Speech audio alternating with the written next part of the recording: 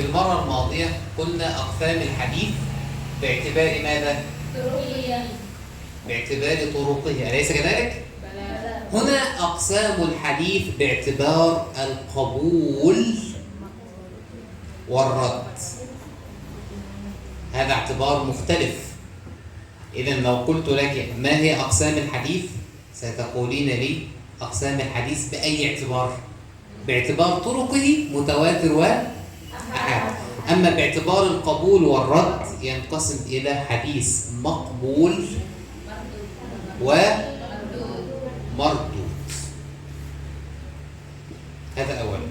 Baik, sekarang kita akan membahas tentang pembagian hadis ditinjau dari sisi yang lain, yaitu aqsamul hadis bi'tibar al-qabul wal rad. Jadi pembagian hadis ditinjau dari segi diterima dan ditolaknya, maka terbagi menjadi dua, yaitu menjadi hadis maqbul yang diterima dan mardud yang tertolak. نحن نبدأ الحديث المقبول الذي نقبله نعمل به نرويه للناس نستشهد به.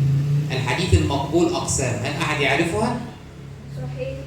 صحيح حسن. فقط؟ لا، الأول صحيح لذاته، هذا هو الأول صحيح. الثاني حسن لذاته. الثالث صحيح لغيره. الرابع والأخير حسن لغيره. كل هذا مقبول نعمل به نرويه. 4 أنواع: صحيح لذاته، حسن لذاته، صحيح لغيره، حسن. هذا هو موضوعنا اليوم، الصحيح لذاته. Pembagian hadis makbul itu terbagi menjadi 4. Hadis makbul ini adalah hadis yang kita bisa gunakan untuk kemudian kita riwayatkan, kita gunakan untuk khutbah, kita sampaikan ke khalayak umum, itu hadis makbul. Ada 4 yang sudah disebutkan tadi, yaitu hadis sahih li dzatihi, kemudian hadis hasan li dzatihi, hadis sahih li ghairihi, dan hadis hasan li ghairihi. Adapun yang akan kita fokuskan pada kesempatan kali ini, kita akan membahas tentang hadis sahih li dzatihi. ما هو الحديث الصحيح لذاته؟ هذا أصح حديث صحيح لذاته الذي يقبل أولا ما اتصل سنده بنقل العدل التام الضبط عن مثله إلى منتهاه فقط، من غير شذوذ ولا علة قادحة. نريد أن نفهمه، لا أريد أن أحفظ تعريف الحديث صحيح ذات المتصل سنده إلى آخر التعريف، لا، أنا أريد أن أفهم كل كلمة. أريد أن أفهم لماذا العلماء قالوا عن هذا الحديث صحيح. أريد أن أفهم هذا. Baik, definisi hadis sahih li dzatihi adalah mattasala sanaduhu bi naqlil adli tam ad-dhabt an mislihi ila muntahahu min ghairi syududin wala illatin qadihatin. Kata beliau, dari definisi ini saya tidak ingin kalian kemudian hafal tekstualnya, tapi saya ingin kalian, kenapa ulama menyampaikan definisi dengan bentuk seperti ini, saya ingin kalian faham setiap kata per kata dari definisi ini. أنا سأذكر لكم حديثا صحيحا لذاته ونطبق عليه الشروط. أول حديث في صحيح البخاري ما هو؟ أول حديث في صحيح البخاري. Ada yang tahu awal hadis di Sahih Bukhari? ما هو أول حديث في صحيح البخاري؟ Ayo. الله Al-Wahyu. هذا كتاب بدء الوحي، لكن أنا أسأل حديث وليس الكتاب. Saya nggak nanya tema, saya nanya hadisnya. قال الإمام البخاري حدثنا الحميدي عبد الله ابن الزبير قال حدثنا سفيان قال حدثنا يحيى ابن سعيد الأنصاري قال أخبرنا أخبرني محمد ابن إبراهيم التيمي أنه سمع علقمة ابن وقاص الليثي. أصبح القلم ضعيفا.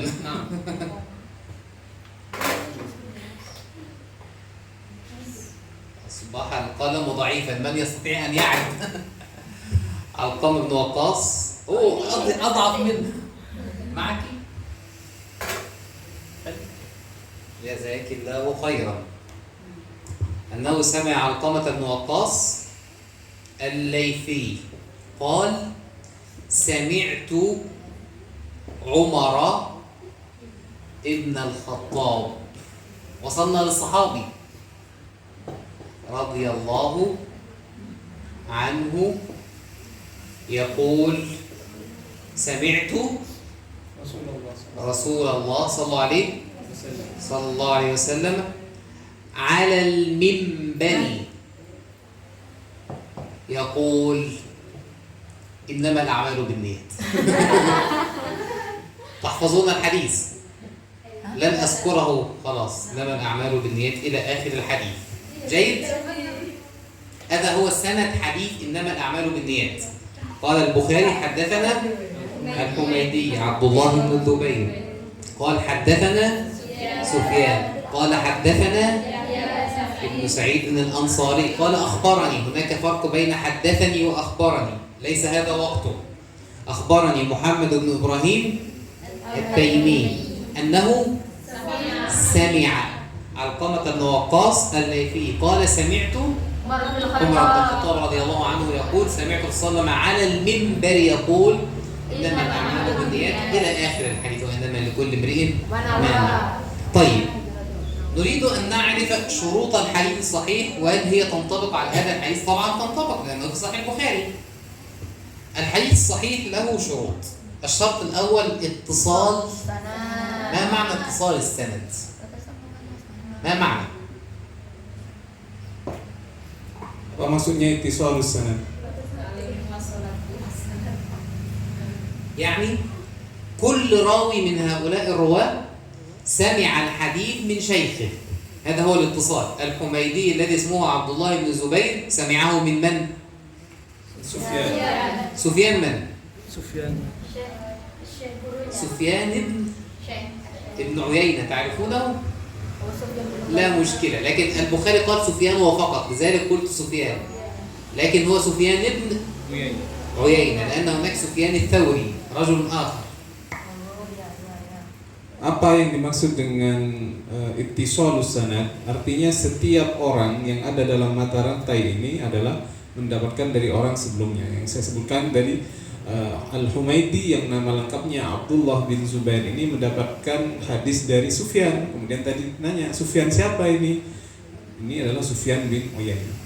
إذن كل راوي من هؤلاء سمعه من شيء. الحميدي سمعه من سفيان، وسفيان سمعه من يحيى بن سعيد، ويحيى بن سعيد سمعه من محمد بن إبراهيم، ومحمد بن إبراهيم سمعه من علقمة. كل راوي سمعه، هناك اتصال. لكن لو أن رجل غير موجود لا يسمى اتصال، يسمى انقطاع.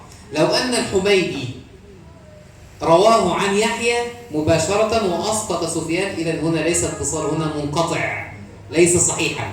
حتى يكون صحيح لابد أن يكون هناك اتصال. كل راوي رواه من شيخه مباشرة.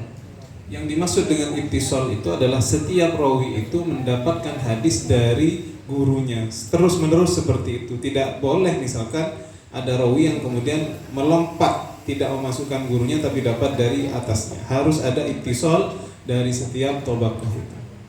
إذا معناه كل راو سمعه من شيخه مباشرة من أول السند إلى آخره.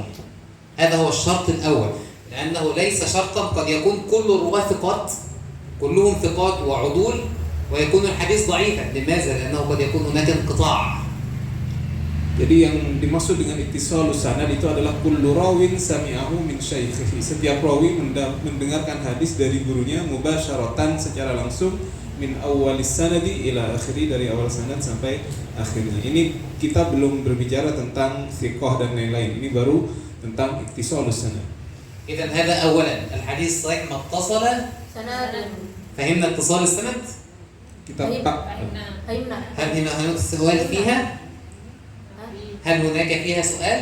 ada yang bertanya tentang ittisalus sanad? Ada yang belum paham tentang الحمد ittisalus sanad? لله. بنقل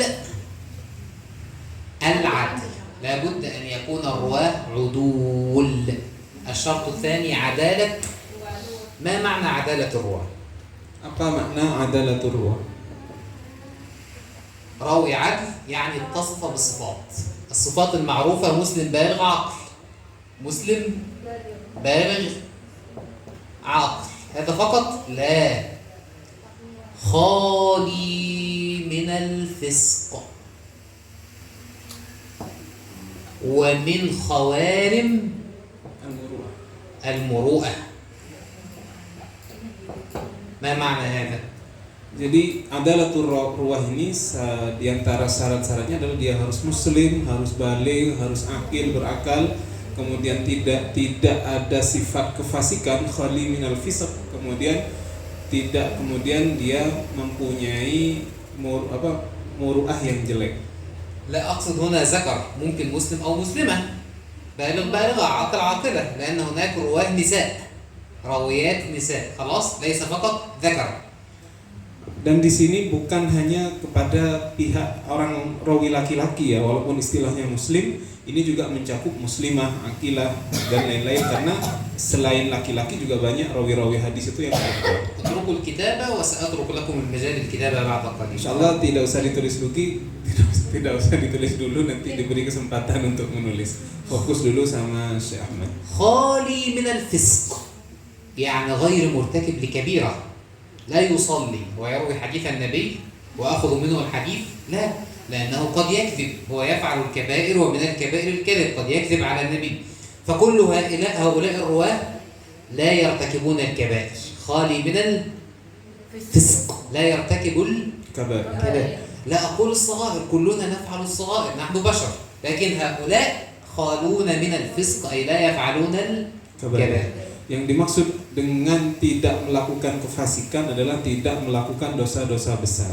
Jadi tidak ada dari rawi-rawi itu yang misalkan tidak sholat tetapi meriwayatkan hadis Nabi. Enggak ada, semuanya itu tidak melakukan dosa-dosa besar.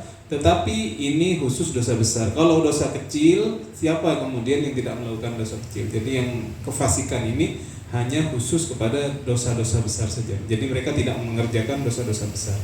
كل هذه الشروط: مسلم بالغ عاقل خالي من الفسق، لا تختلف من زمن لزمن. الإسلام هو الإسلام في أي وقت، البلوغ هو البلوغ في أي وقت، وهكذا. والكبائر هي الكبائر، لكن المروءة هذه تختلف من زمن لزمن.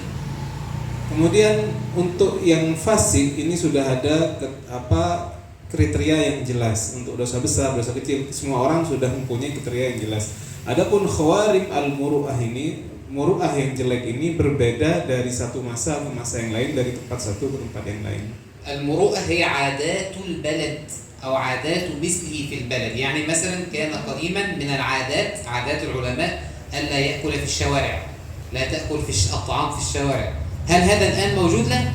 إذا اختلفت المروءة من زمن لزمن. عادات الآن مثلا عندكم في إندونيسيا لا يصح أن يكون عالم من العلماء ورأسه مكشوفة.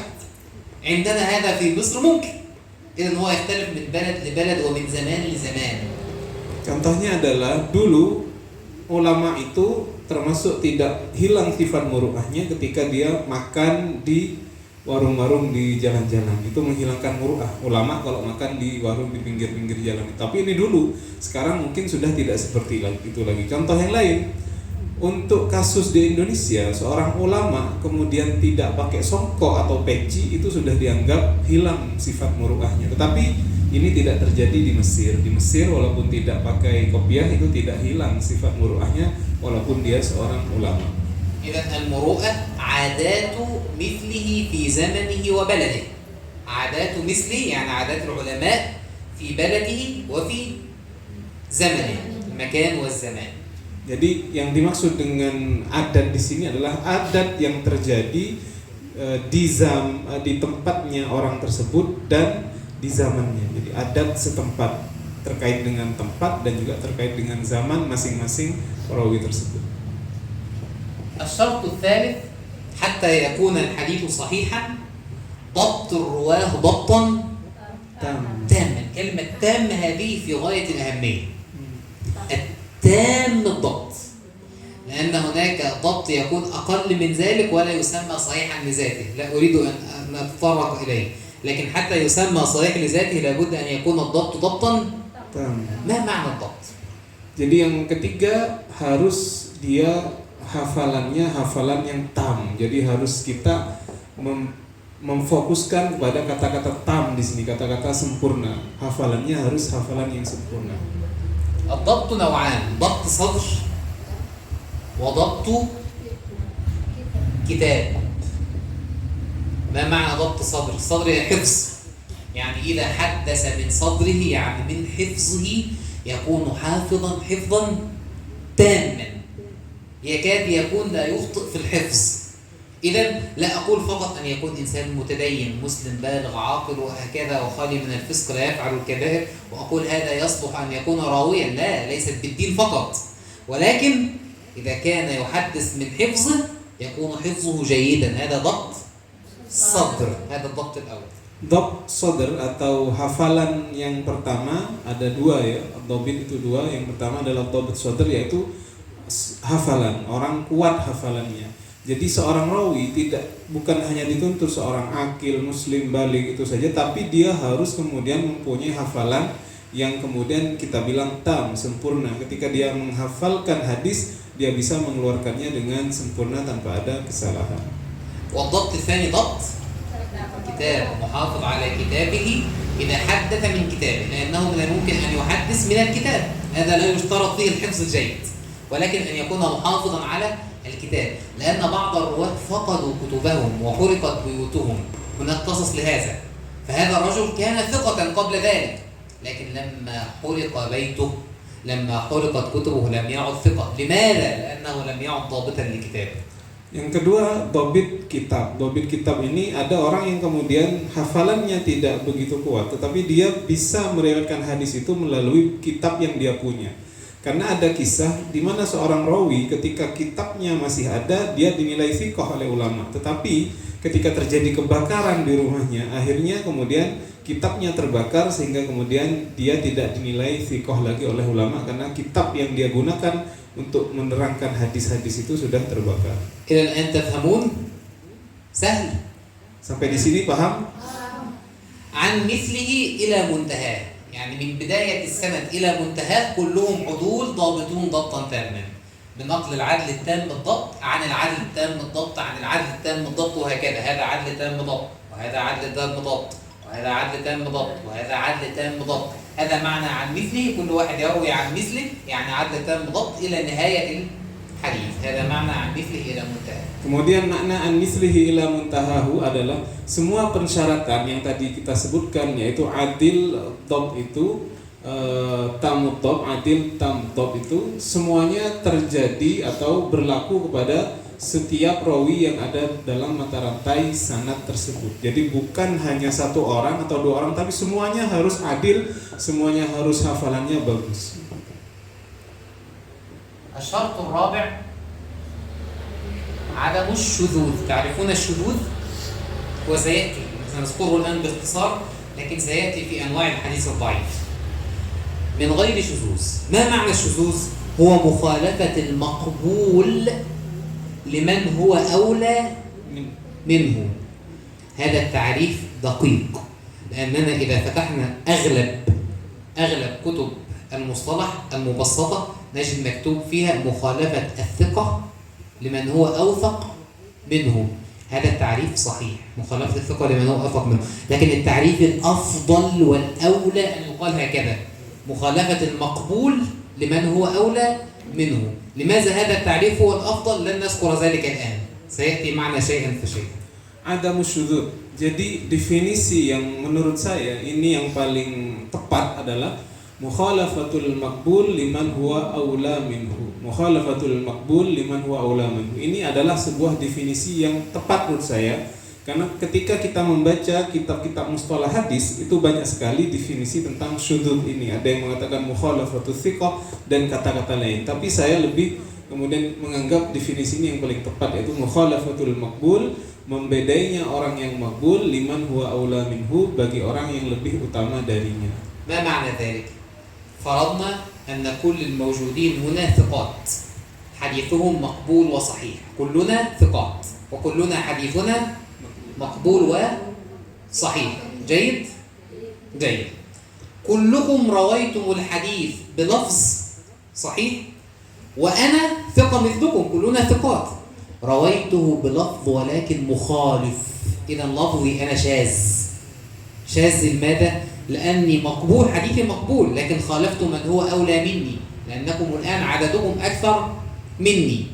مقبول خالف مقبولين، حديثي وحده يكون صحيح، لكن إذا خالفت يكون شاذ. Contohnya begini, maksudnya mukhalafatul maqbul liman aula minhu. Katakanlah seluruh yang ada di kelas ini adalah orang yang thiqah. Orang thiqah termasuk saya yang ada di kelas ini sekarang.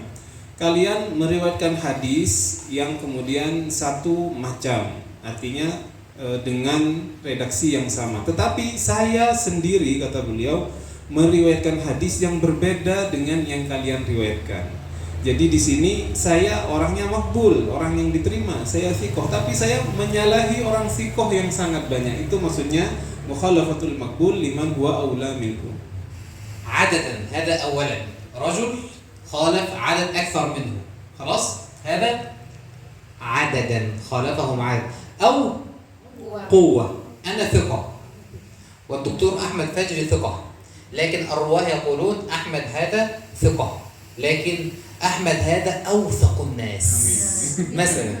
إذا هذا شخص ثقة خالف أقوى منه، إذا حديثي أنا شاذ وحديثه صحيح. لماذا؟ لأني خالفت من هو أولى مني قوة. هنا ليس عدد، قد أخالف عدد كثير إذا أكون شاذ، وقد أخالف واحد ولكن أقوى مني أنا أيضا يكون شاذ. Untuk masalah syadz ini ada dua ya, adat. Yang pertama adalah adat. Saya membedai jumlah orang yang banyak yang sama-sama thiqah, itu terkait dengan bilangan. Jumlah orang yang saya selisihi banyak, jumlahnya banyak. Adapun yang kedua namanya quwah.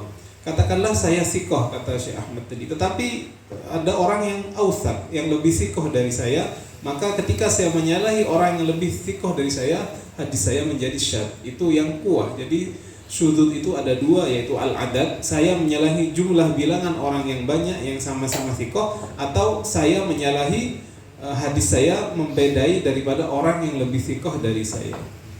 الشرط الخامس والأخير عدم العلة القادحة.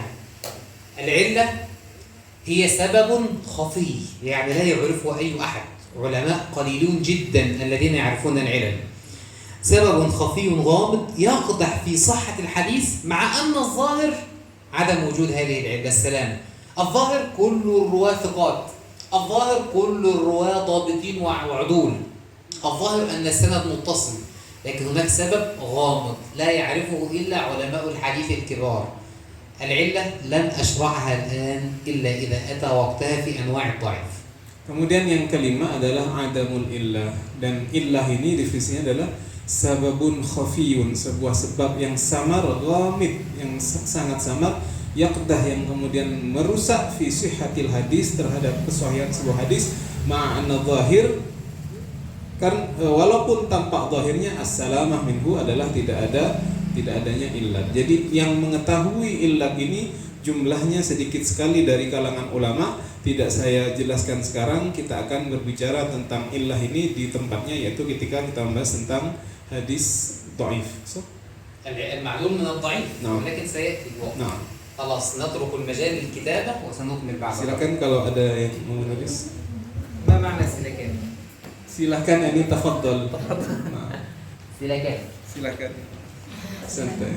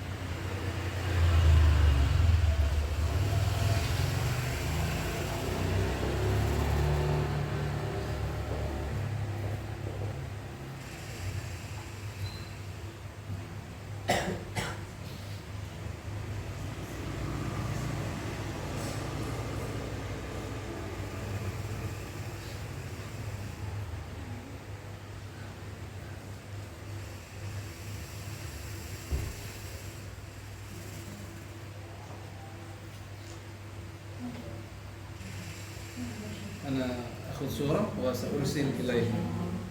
هذا يعني Nah, يعني لا مباشرة.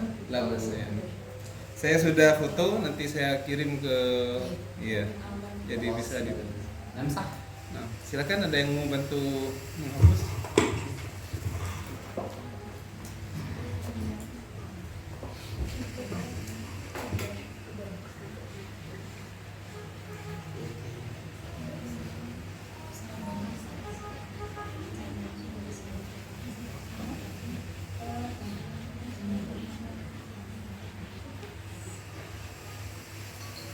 Nanti di papan terakhir jangan dihapus ya kalau saya pergi ngantar si Ahmad, karena saya setiap pulang kerja saya lihat gitu. Iya. Jadi tahu. Hah? Iya.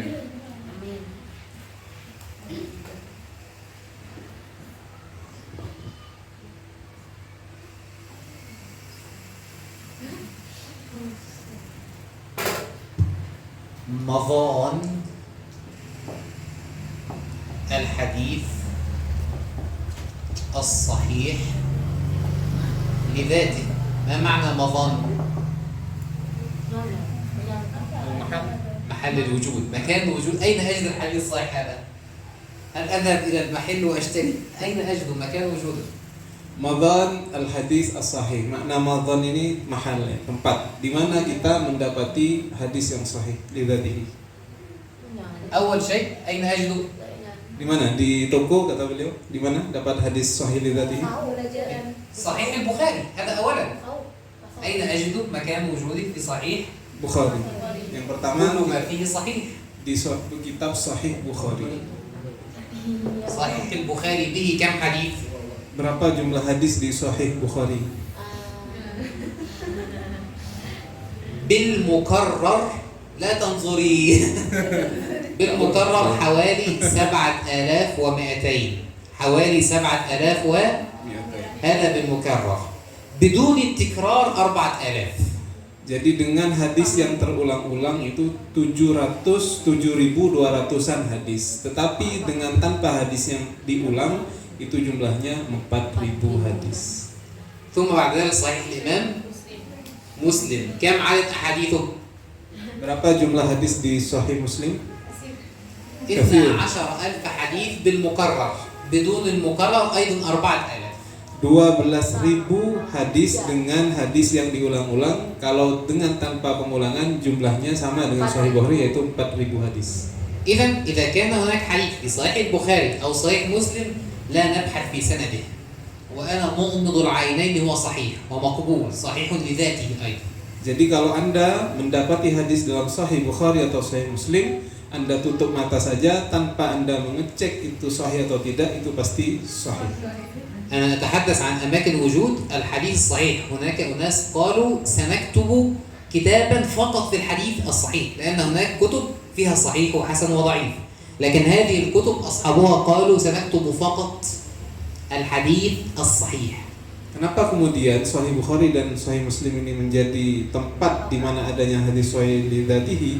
Karena dari awal beliau ketika ingin menulis sudah mempunyai niat, saya hanya akan menulis hadis-hadis sahih dalam kitab saya. Karena sebagian pengarang muallif yang lain menulis hadis sahih, hasan dan dhaif dalam kitabnya. Berbeda dengan Sahih Muslim dan Sahih Bukhari yang hanya mengkhususkan menulis hadis-hadis sahih.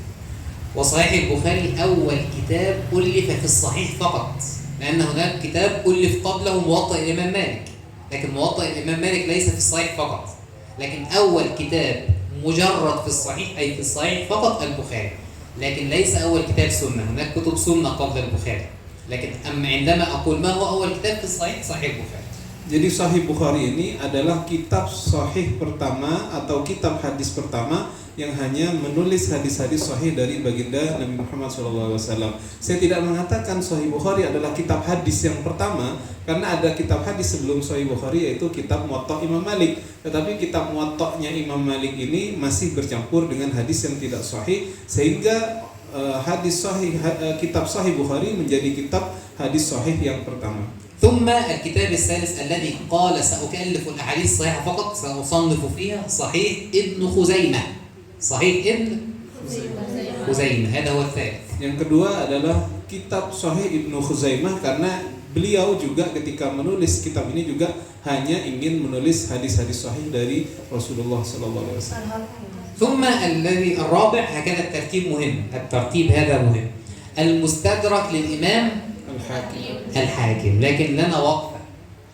Jadi ini penulisan saya poin 1, 2, 3 ini bukan secara asal-asalan, ini tertib yang penting sekali untuk kalian teliti ya. Yang keempat, al-mustadrak lil hakim. Kita akan menjelaskan sedikit tentang mustadrak lil hakim. الإمام الحاكم بعد أن صنف كتابه المستدرك مات قبل أن ينهيه، لأنه يؤلف ويكتب الأحاديث بالأسانيد ثم مات.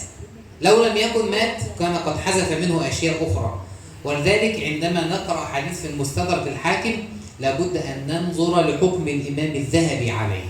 نقول مثلا أخرجه الحاكم في المستدرك وأقره الذهبي أي وافقه على التصحيح، وهناك أحاديث أخرى أقول أخرجه الحاكم في المستدرك وضعفه الذهبي. لماذا؟ لأن الإمام الحاكم مات قبل أن يرتب الكتاب فذكر أحاديث وهي أصلا ضعيفة، فالمستدرك للحاكم لابد أن نرى رأي الإمام الذهبي.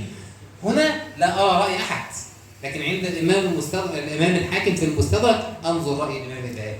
Untuk Mustadrak Al-Hakim, ini ceritanya, beliau ketika menulis kitab ini, beliau meninggal sebelum beliau penyelesaian kitabnya. Sehingga beliau belum kemudian mengedit beberapa hadis-hadis yang ada di kitabnya. Sehingga ulama sekarang mengatakan kalau kita ingin menilai hadis-hadis yang terdapat dalam Mustadrak Imam Hakim, kita harus melihat pendapat atau penilaian Al-Imam Adz-Dzahabi.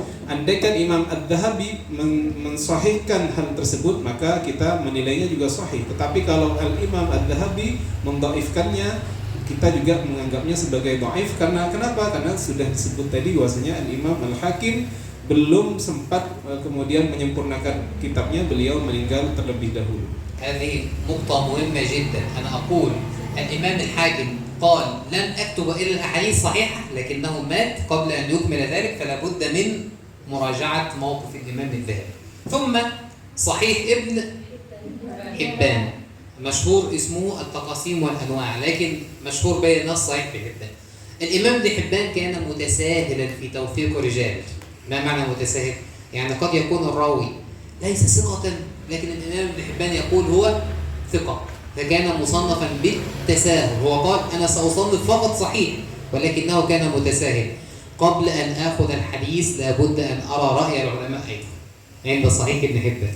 Untuk Al-Mustadrak Al-Hakim, memang beliau ابن حبان شيء ترجع. Al-Mustadrak Al-Hakim memang beliau kemudian dari awal sudah saya ingin menulis kitab hadis sahih, tetapi beliau meninggal sebelum menyempurnakannya, sehingga kita harus melihat pendapat ulama untuk menilai hadis-hadisnya. Untuk Sahih Ibnu Hibban sama, beliau juga dari awal niatnya ingin menulis hadis-hadis sahih saja, tapi ada satu kelemahan dalam kitab Sahih Ibnu Hibban, yaitu beliau tasahul. Ada rawi yang kemudian tidak begitu thiqah, kemudian beliau thiqahkan, sehingga kata ulama kita harus melihat lagi hadis-hadis yang ada dalam Ibnu Hibban, tidak boleh kita langsung mengambilnya, kita harus melihat pendapat ulama tentang hadis-hadis yang dalam kitab Sahih Ibnu Hibban itu bagaimana. خلاص؟ هذه هي يعني هؤلاء العلماء قالوا لن نكتب إلا الحديث الصحيح، هم قالوا ذلك، لكن الحديث الصحيح موجود في كتب أخرى، موجود في سنن أبي داود والترمذي والنسائي وابن ماجه ومسند الإمام أحمد وهكذا وموطأ الإمام مالك، لكن هذه الكتب فيها الصحيح وفيها غيره. لكن هؤلاء قالوا لن نكتب إلا الصحيح، هؤلاء الخمسة. Jadi kitab-kitab yang saya tulis nomor 1 sampai nomor 5 ini memang musannifnya, pengarangnya dari awal saya hanya ingin menulis kitab hadis sahih dalam kitab saya. Tetapi walaupun begitu ada kitab-kitab lain yang kemudian ada hadis sahihnya, tetapi mereka tidak mengkhususkannya terhadap hadis sahih. Misalkan ada hadis sahih dalam Abu Dawud, ada hadis sahih dalam kitab-kitab yang lain yang kita ketahui kutubus sittah itu. الحديث الصحيح مراتب، يعني ممكن يكون حديث صحيح ولكنه في مرتبة أعلى، وحديث صحيح ولكنه في مرتبة أقل، هو مراتب، قد تتوفر الشروط ولكن مراتب. maratib, kita akan bicara sekarang tentang maratib, martabah. Memang ada hadis sahih, tapi hadis sahih itu juga ada tingkatannya, tidak kemudian dia satu martabah, tetapi maratib, ada banyak tingkatan-tingkatannya. هذا بالترتيب لابد بالترتيب. الأعلى فيها ما اتفق عليه من هما الشيخان في الحديث؟ البخاري ومسلم. البخاري ومسلم. إذا لو وجدت حديثا متفقا عليه في البخاري ومسلم هذا هو أعلى مراتب الحديث الصحيح. Yang pertama adalah mattafaqa alaihi syaikhan, yang disepakati oleh dua syekh, yaitu Al-Imam Bukhari dan Imam Muslim. Apabila disepakati oleh keduanya, maka ini adalah hadis yang paling tinggi martabat kesahihan. ثم من فرد به البخاري ثم من فرد به المسلم. مسلم. Kemudian yang kedua adalah hadis yang disahihkan oleh hanya Imam Bukhari. Kemudian yang ketiga adalah hadis yang hanya disahihkan oleh Imam Muslim. ثم ما كان على شرطهما ولم يخرجاه. يعني ممكن يكون على شرط الإمام البخاري وعلى شرط الإمام مسلم لكن لم يذكرها في الصحيح. الإمام البخاري لم يذكر كل الأحاديث الصحيحة في صحيحه. هو يقول أحفظ 100,000 حديث صحيح و200,000 حديث غير صحيح. فالإمام البخاري لم يذكر كل الأحاديث الصحيحة في صحيح البخاري، لا، ولكنه ذكر أشدها صحة، أقواها صحة.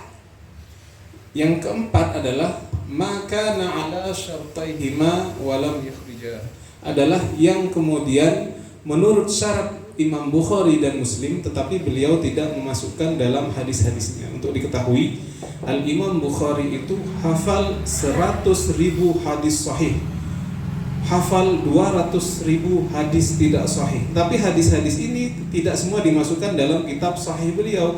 Beliau hanya menuliskan hadis yang paling kuat tingkat kesahihannya. طبعا لا أريد أن أحد الآن يسأل ويقول إذا ما هو شرط البخاري وما هو شرط مسلم. خذوها معي step by step, درجة درجة. Jadi saya nggak ingin ada pertanyaan untuk hari ini, apa syaratnya Imam Bukhari, apa pensyaratnya Imam Muslim. Insya Allah step by step kata beliau akan sampai pada masanya kita bahas. ثم ما كان على شرط البخاري وحده، هذا ما كان على شرطهما. ثم ما كان على شرط البخاري وحده، ثم ما كان على شرط مسلم وحده. Kemudian yang kelima, yang hadis sahih yang atas pensyaratan Imam Bukhari saja. Yang keenam, hadis sahih yang atas pensyaratan Imam Muslim saja. ثم الأخير ما كان صحيحا عند غيرهما غير البخاري ومسلم. هذا اتفقوا عليه، هذا البخاري فقط ذكره، هذا مسلم فقط ذكره، هذا على شرطهما لكن لم يذكراه، هذا على شرط البخاري فقط، هذا على شرط مسلم فقط. لكن قد يكون صحيحا عنده ولم يخرجه، يعني لم يذكراه في الصحيح، وليس على شرطهما، لم يخرجه وليس على شرطهما. Kemudian yang ketujuh adalah maka sahihan inda ghairihima, hadis yang sahih menurut selain Imam Bukhari dan Muslim, walam yukhrijahu, dan tidak kemudian ditulis dalam kitabnya, walaysa ala syartihima, dan juga tidak atas syarat keduanya Imam Bukhari dan Muslim. Jadi ini adalah martabat hadis sahih. Yang pertama adalah ittafaqu alaihi syaikhan, mattafaqu alaihi syaikhan, kemudian man farada bihil Bukhari, kemudian yang ketiga man farada bihil Muslim, yang keempat maka ala syartihima walam yukhrijah, yang kelima maka ala syartil Bukhari, yang keenam maka ala syartil Muslim, yang ketujuh maka sahihan inda ghairihima walam yukhrijahu wa laysa ala syartihima. فهمنا؟ إذا عرفنا ما هو الحديث الصحيح وما هي شروط الحديث الصحيح وفهمناها، ثم ذكرنا أماكن وجود الحديث الصحيح. علماء قالوا لن نذكر في كتبنا إلا الصحيح، ثم مراتب الحديث الصحيح لذاته.